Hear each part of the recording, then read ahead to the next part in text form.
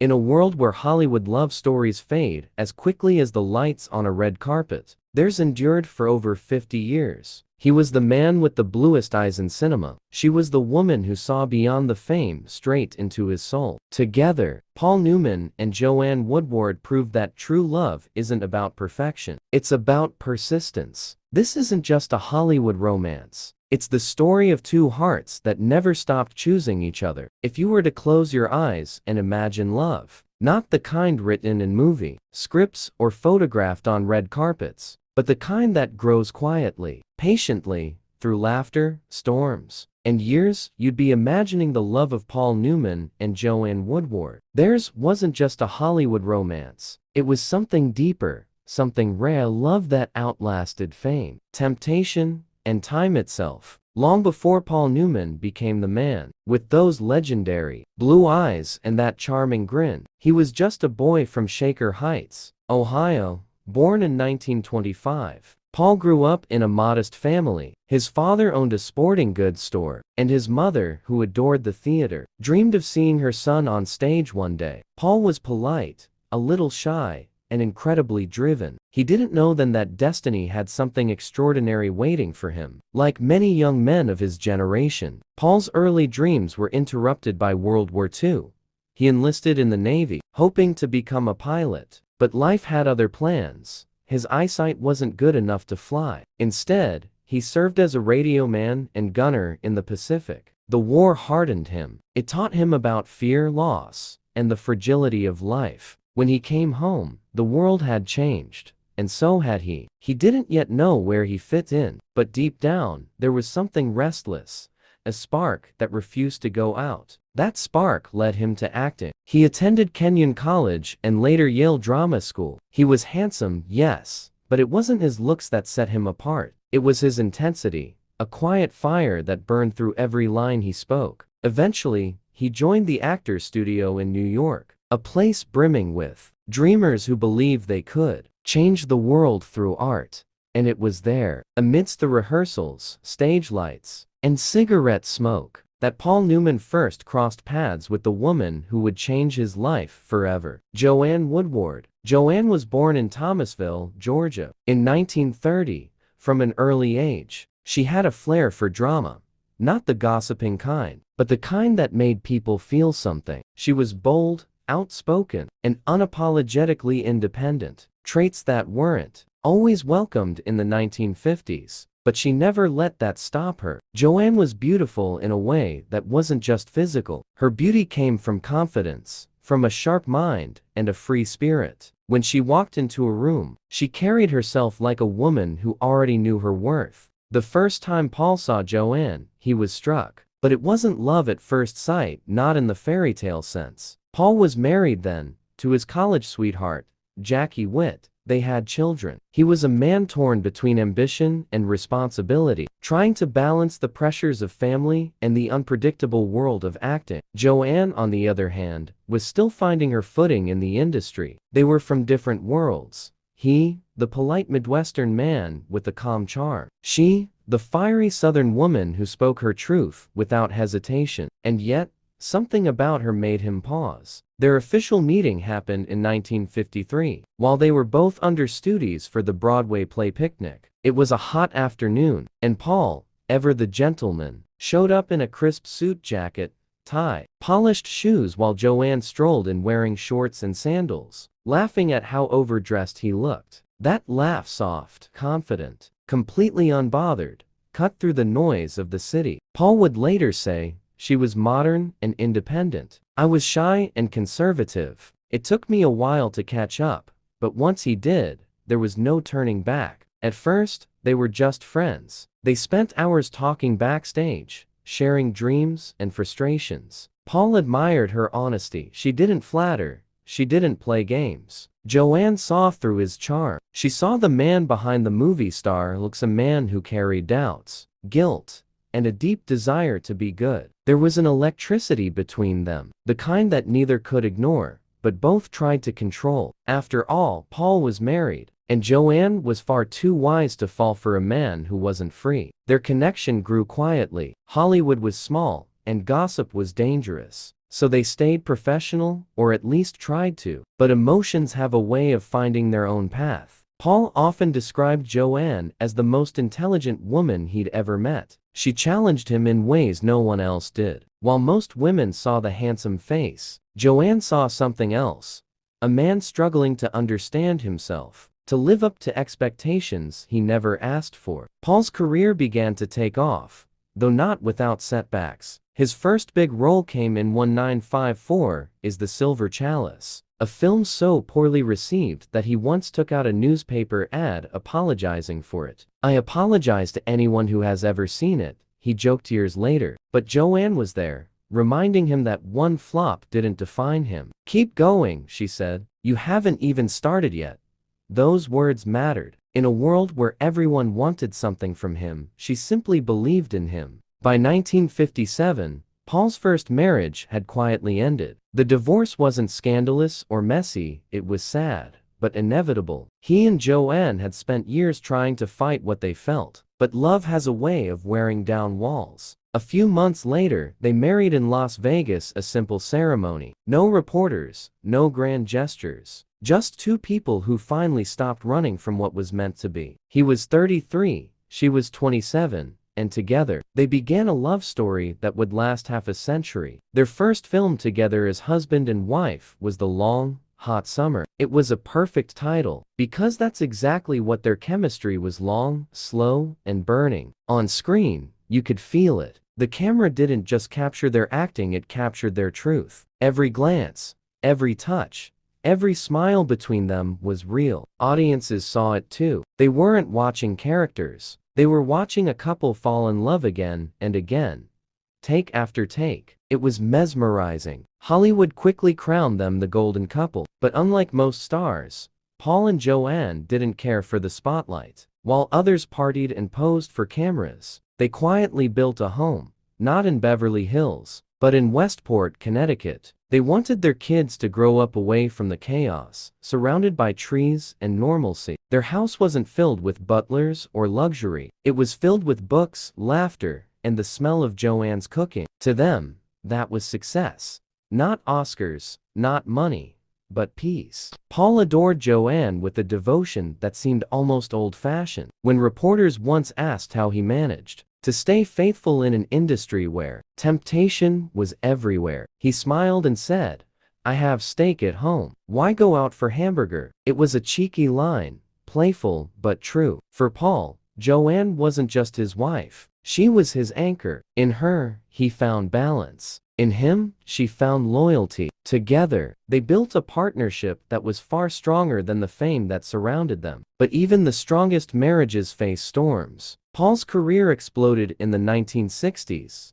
Films like The Hustler, HUD, and Cool Hand Luke made him one of the biggest stars in the world. His face was on magazines, his name whispered by millions of adoring fans. Fame, though, can be a dangerous thing. It can make a man lose sight of who he is. But Joanne never let that happen. When the world tried to turn Paul Newman into a god, she reminded him he was human. "Take out the trash," she'd say with a grin when he got too comfortable. And he did gladly. Joanne's career thrived too. In 1957, she won an Academy Award for The Three Faces of Eve. She could have chased the spotlight endlessly, but she didn't. She wanted something more meaningful to raise her daughters, to live life on her terms, not the studio's. Paul often said, "Joanne gave up her brilliance for me."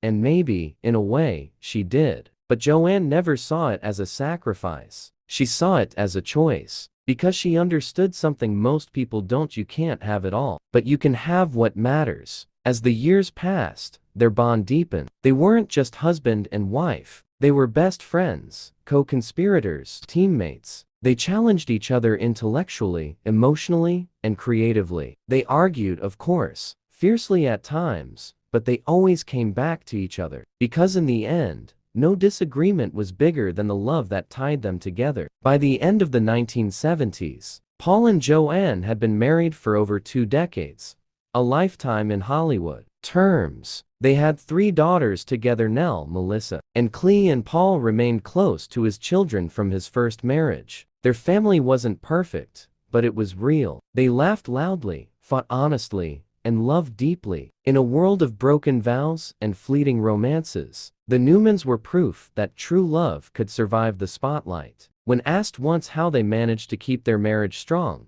Joanne simply said, "We just like each other," and maybe that was their secret. Beneath the fame, beneath the beauty and the headlines, they were just two people who genuinely enjoyed being together. They loved talking, cooking, driving, and sitting in silence. Love, for them, wasn't fireworks, it was warmth. It was safety. It was home. But life, as it always does, had more in store for them. The years ahead would bring triumphs and heartbreaks, laughter and tears, success and tragedy. They would face challenges that no amount of fame could protect them from. Yet through it all, one thing would never change: their devotion to one another. Because what Paul and Joanne had wasn't a love story written by Hollywood. It was a love story written by life itself, raw, imperfect, but undeniably real. By the time the 1960s arrived, Paul Newman and Joanne Woodward were no longer just movie stars. They had become symbols of something rare in Hollywood, a marriage that actually worked. While tabloids filled their pages with breakups and scandals, Paul and Joanne quietly built something solid, something that felt like home. Fame had found them, but they refused to let it consume them. Their lives were not about the next award or the next headline. They were about family, laughter, and staying true to one another when the world around them spun too fast. Paul's career reached extraordinary heights during this decade. His roles in The Hustler, HUD, Cool Hand Luke, and Butch Cassidy and the Sundance Kid made him one of the most admired actors on the planet. He was the rebel with class, the man who could be both rugged and tender, dangerous and kind. Hollywood adored him, women adored him, but no matter how bright the spotlight burned, he always turned toward Joanne. In every acceptance speech, in every interview, in every quiet moment, it was her he credited, her he loved. Joanne, meanwhile, had her own luminous presence, though she preferred the quiet corners of life to the glare of the camera. After her Oscar win for The Three Faces of Eve, she chose her projects carefully. She acted when it meant something to her, not when the studios demanded it. She never chased fame, because she already had what she wanted most: a husband who adored her, and a family that made her heart full. In many ways, Joanne was the center of Paul's universe. She grounded him. When fame threatened to make him untouchable, she reminded him of his humanity. "You're not a movie star at home," she once told him. "You're just Paul, and the garbage still needs to go out." It was said with love, and Paul loved her all the more for it. Their marriage wasn't without tension. Paul had a restless spirit. Acting alone couldn't contain all of his energy. He was passionate about racing, not the red carpet kind, but real racing. Behind the wheel, pushing limits. He fell in love with it after filming Winning in 1969, where he played a race car driver. That experience became an obsession. Soon, Paul was racing professionally, risking his life on tracks across the country. Many thought it reckless, especially Joanne. She supported him, but she worried not about losing her husband to another woman, but to a crash. "I don't like watching him race," she admitted, "but I like that it makes him happy." That was love, letting the person you adore chase what makes them feel alive, even if it scares you. Despite the glamour of their careers, the Newmans always valued simplicity. They raised their children far from Hollywood's chaos. In their peaceful Connecticut home, Paul loved cooking, especially Italian food, and his homemade salad dressing became so popular among friends that it turned into a business. Newman's Own, what started as a fun family project, grew into a global success. But here's what made it special: every single penny of profit went to charity. Paul and Joanne didn't need more wealth. They wanted to make a difference. Over the years, Newman's Own donated hundreds of millions of dollars to causes close to their hearts: children's hospitals, education, environmental work, and programs for the poor. "We are such lucky people," Paul said once. It would be shameful not to share that luck. That philosophy of giving more than they took was at the center of their marriage. Fame and money never defined them. Kindness did. They taught their children that integrity mattered more than attention, that success meant nothing without compassion. Joanne, especially, believed in living life with grace. She often said, Happiness is not something you postpone for the future, it is something you design for the present. And together, she and Paul designed a life full of meaning. But life, no matter how charmed it looks, always finds ways to test the strongest hearts. Paul's eldest son, Scott Newman, from his first marriage struggled for years to find his place in the world. Growing up in the shadow of such a famous father was not easy. Scott battled addiction and emotional pain. Paul loved him deeply, but he sometimes blamed himself for being an absent father during the early, chaotic years of his fame. In 1978, tragedy struck. Scott died of an accidental overdose at just 28 years old. It shattered Paul completely. He once said, with tears in his eyes, "You can't ever get over something like that. You just learn to live with it." Joanne held him through the grief, becoming his anchor when his soul felt adrift. That pain became a turning point for Paul. He vowed to honor Scott's memory by helping others. Out of his heartbreak, the Scott Newman Center was born, dedicated to educating young people about drug and alcohol abuse. From that loss, Paul built something that would save countless lives. That was who he was, a man who turned pain into purpose. And Joanne was beside him through every moment, every heartbreak, every healing. She never sought the spotlight, yet her presence illuminated every chapter of his life. She became his steady rhythm when fame's noise became too loud. Together, they found a quiet joy in aging, something rare in their world. Paul once said, "Growing old with Joanne is like living in a constant state of grace." They embraced the wrinkles, the slower days, the fading applause because they had each other. By the 1980s, their marriage had become something of a legend. Reporters still asked Paul the same tired question, what was the secret? And he would always answer with humility, "There's no secret. We just like each other." He meant it. They truly did. They laughed often, fought rarely, and respected one another fiercely. They made 12 films together, not because they needed to, but because they loved working side by side. Their chemistry never faded, even as the years carved lines into their faces. Time, it seemed, only deepened their love. Joanne often joked that Paul was impossible to live with, messy, stubborn, always leaving things half done. But beneath her teasing, there was tenderness. She adored the man, flaws and all, and he adored her back, endlessly grateful that she had chosen him. "She's the best thing that ever happened to me," he once said. "She's the reason I'm still here."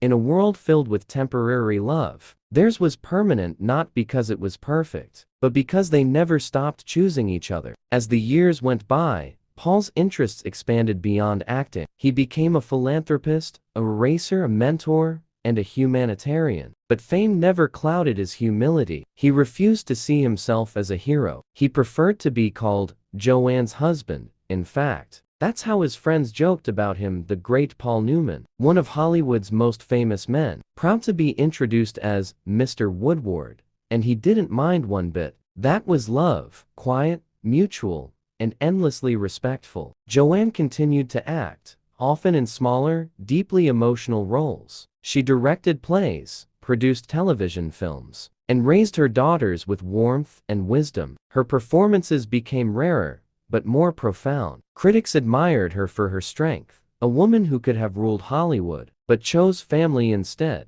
She didn't resent Paul's fame, she celebrated it, because she knew more than anyone that behind that charming man the world adored was the same boy she'd met backstage in New York, kind, gentle, and hers. They celebrated milestones quietly. On their 25th wedding anniversary, Paul gifted Joanne a simple handwritten note that said, "Thank you for still liking me."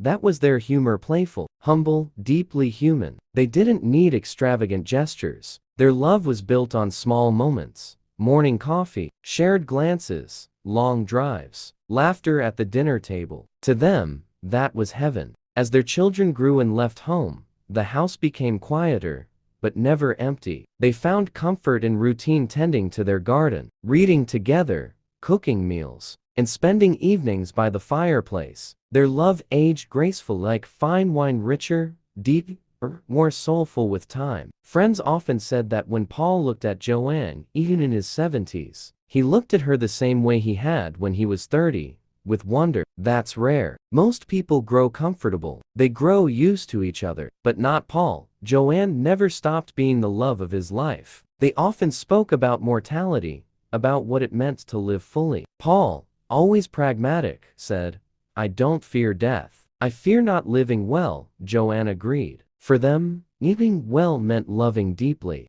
giving generously, and staying true to what mattered. They never chased eternal youth. They embraced time. Every wrinkle, every gray hair, every shared memory was proof that they had lived. By the late 1990s, Paul was in his 70s, but still full of life. He continued to act in films like Nobody's Fool and Road to Perdition, earning critical acclaim even as younger stars came and went. Joanne, proud as ever, watched from the wings. They remained each other's biggest fans. And yet, beneath the smiles, there was an unspoken awareness. Time was catching up. But instead of fearing it, they leaned into gratitude. They had lived a full life, one of love, laughter, and purpose. In interviews, Paul often reflected on their marriage with a kind of quiet awe. "We still hold hands," he said softly once. "After all these years, I still find her interesting. She's the most extraordinary person I've ever met." Joanne blushed when she heard that, but she knew it was true. Just his words, but the feeling behind them. After 5 decades, they still looked at each other like newlyweds. Yet, as the early 2000s dawned, the inevitable shadow of time began to fall. Paul's health started to decline. The racing slowed down. The public appearances became rarer, and the sparkle in his eyes sometimes dimmed with exhaustion. But one thing remained unshaken: Joanne's presence. She was there for every doctor visit, every quiet night when words weren't needed. She sat beside him, holding his hand, the same way she had held it through fame, loss, and triumph. Their story had come full circle. 2 souls, once strangers, now inseparable. By the time Paul retired from acting, he had become not just a Hollywood legend, but a symbol of integrity, compassion, and devotion. And he credited it all to her, to Joanne. "People ask what keeps a marriage going," he said in one of his last interviews. "I tell them, you have to keep falling in love with the same person, over and over again." And that's exactly what they did. As they entered their twilight years, their love was quieter, softer, but no less powerful. They spent their days surrounded by family, laughter, and memories. Their daughters often said their parents still flirted like teenagers. There was something magical about watching them together. 2 old souls who had weathered life's storms and still found joy in the simple act of being side by side. They had built a life that was not perfect, but profoundly beautiful. And though the world had changed around them, their love remained constant, a lighthouse standing firm through every tide. As the years rolled into decades, Hollywood changed. Faces came and went, trends rose and vanished. But one constant remained: Paul Newman and Joanne Woodward walking side by side, hand in hand, never chasing the limelight, just quietly living their love story. In a world where marriages often burned out faster than a box office hit, they stood like an old oak tree, strong, grounded, and still blooming in as the seasons of life changed. Paul began to slow down in the 1990s. He was still as handsome as ever, that same twinkle in his blue eyes. But time has a way of softening even the brightest stars. Joanne often joked, "He's like a fine wine, just a little more stubborn to open." They laughed about aging, never fearing it, because they had each other. And when you have a love like that, wrinkles don't matter. Fame doesn't matter. Only the person sitting beside you does. They spent more time in their home in Connecticut, far from the Hollywood noise. There, they gardened, cooked simple meals, and watched the sunset over the hills. Neighbors often saw them walking together, their fingers intertwined, as if afraid to ever let go. To outsiders, they seemed ordinary, an old couple taking a stroll. But if you looked closer, you could see a love that had outlasted time itself. Joanne loved reading by the fireplace. Paul loved tinkering in the garage or preparing dinner for her. He was a man who found joy in the little things: slicing onions, setting the table, opening her favorite bottle of wine. Sometimes they'd sit in silence, watching the fire dance, and he'd turn to her and whisper, "How lucky I am," and she'd smile, because she knew luck had nothing to do with it. Their love was a choice one they made every single day. But as the 2000s arrived, life began to change. Paul was diagnosed with cancer. He kept it quiet, as was his way, humble, private, never one to seek pity or attention. He once said, "I don't like talking about it. I'd rather focus on what I still have." What he still had was Joanne, his anchor, his strength, his forever home. She stood by him as she always had, steady, loving, never dramatic. In those days, their house became a world of quiet moments. Joanne would sit by his side, reading to him or holding his hand as they watched old films they'd starred in. Sometimes, Paul would laugh softly and say, "We were quite the pair, weren't we?" Joanne would brush his hand and say, "We still are." When his energy faded, she never left his side. Friends said she became his shadow, gentle, protective, and endlessly devoted. Paul would look at her and say, "You've been my balance. You made me better," and he meant it. Everything he'd accomplished, the acting, the racing, the philanthropy, had been anchored in the love he found with her. On September 26, 2008, Paul Newman passed away at home, surrounded by his family. The world mourned the loss of a Hollywood icon, the man with the ocean blue eyes, the rebel, the legend. But Joanne, she lost more than an icon. She lost the other half of her soul. At his funeral, she sat quietly, holding the same handkerchief he once gave her decades ago. She didn't cry loudly. Her grief was quiet, dignified, just like their love. A friend recalled that after the service, Joanne whispered to someone, "I was blessed. Not everyone gets to live a love story like ours." After Paul's death, Joanne withdrew from the public eye. Age and illness slowly crept in, and she began to fade from the spotlight she never sought. Yet, those who visited her said that even in her later years, she spoke of Paul as if he were just in another room, as if he might walk in at any moment and flash that familiar smile. Their home in Connecticut remained filled with memories, photos of their early days, movie posters, handwritten letters, and that same sense of peace they had built together. On her bedside table, there was a picture of them from the 1950s, young, laughing, and holding each other close. It was the image of two souls who had defied the odds, who had loved through everything the world threw their way. Their children once said, "Our parents taught us that love isn't about perfection. It's about persistence, about showing up, even when it's hard."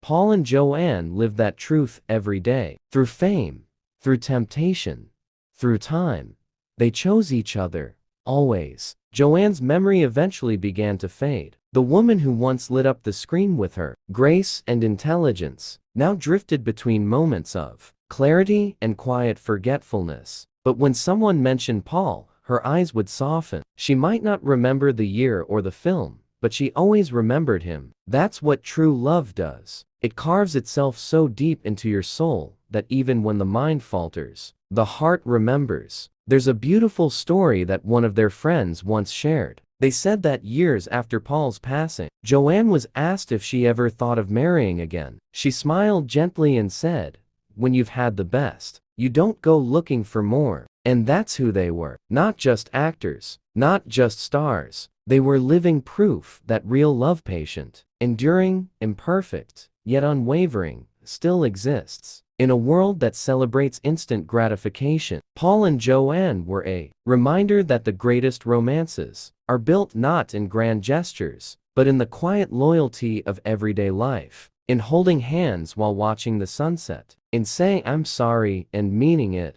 in growing old together, not perfectly, but faithfully. Their story wasn't a fairy tale. It had flaws, misunderstandings, and moments of pain, but it was real, and that's what made it eternal. They didn't just love each other, they grew together, learned together, and built a legacy that would outlast their lifetimes. Today, their love lives on in the films they made, in the foundations they built, and in the memories of everyone who still believes that true love doesn't fade with fame or time. Somewhere out there, maybe in the quiet rustle of leaves on a Connecticut evening, their love still lingers, gentle, timeless, infinite. Because when two souls like Paul Newman and Joanne Woodward find each other, even death isn't an ending. It's just a pause until they meet again.